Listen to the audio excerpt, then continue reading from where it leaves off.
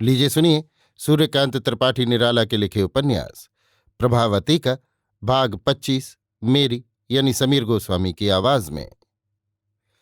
गंगा के उत्तर पार एक दूसरी आढ़त में घोड़े छोड़कर वीर सिंह और यमुना पैदल कान्यकुब्ज जाए। देखा, राम सिंह के कैद होने की वैसी हलचल नहीं जैसी राजा महेंद्रपाल के छुटकारे के बारे में है। लोग कह रहे हैं ये सारी सिंधु की हुई कारस्तानी थी। वो राजा महेंद्रपाल को चाहती थी, लेकर भाग गई। एक दूसरे बेवकूफ धोबी को उनकी जगह फंसा गई। वे चिट्ठियां राजा महेंद्रपाल की छीनी हुई थीं। उन्होंने उनसे काम निकालने के लिए सिंधु को दी थीं।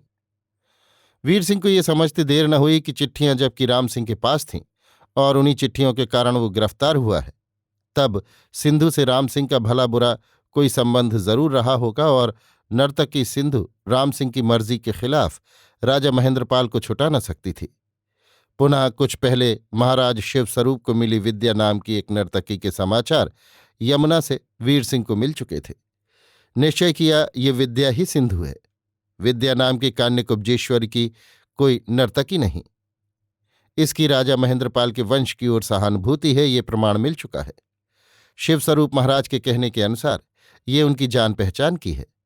कुछ हो आगे मालूम हो जाएगा। वीर सिंह ने यमुना से सलाह ली। ये सब पता वीर सिंह ने राम सिंह के अड्डे पर सन्यासी वेश में रहकर लगाया। वहां धोबी और धोबिनें रहती थीं। वे सब पछाह के रहने वाले थे। सन्यासी वेश वीर सिंह का नाम बाबा अमरनाथ था। यहां इस समय इसी नाम से वे मशहूर हैं।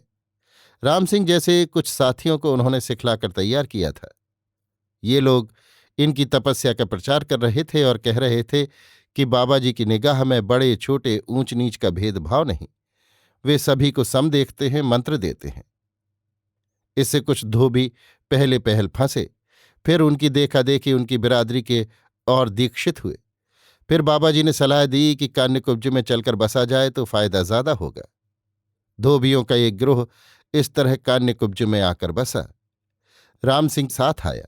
ये यहां रहकर कार्य की सिद्धि करने का एक उपाय हुआ। राम सिंह इनमें धोबी बनकर ही रहता था। आपस में बड़ी प्रीत थी। कभी कभी बाबा जी आते थे, बड़ी आवभगत होती थी।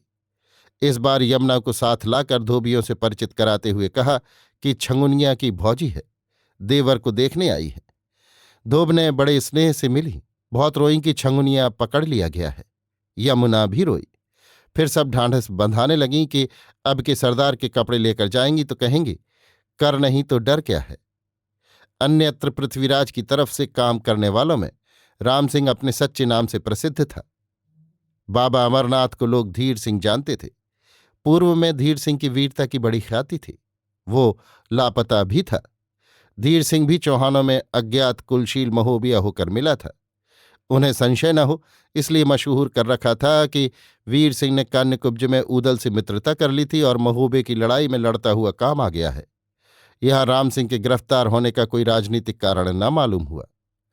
नेत्रपल्लवी द्वारा यमुना से सब कुछ कहकर समझा दिया। निश्चय हो गया कि राम सिंह सिंधु से मिलकर स्वेच्छया राजा महेंद्रपाल को मुक्त करने के लिए कैद हुआ है, क्योंकि रागी महेंद्रपाल की मुक्ति के लिए कान्यकुब्जेश ने आज्ञा दी थी। सिंधु ने उसे अपना बीनकार कहकर उनसे परिचय दिया था। फिर उनकी आज्ञानुसार आज्ञा पत्र लिखते हुए रागी को अस्पष्ट राजा के रूप में रहने दिया था। अभी आप सुन रहे थे सूर्यकांत त्रिपाठी निराला के लिखे उपन्यास प्रभावती का भाग 25 मेरी यानी समीर गोस्वामी की आवाज में।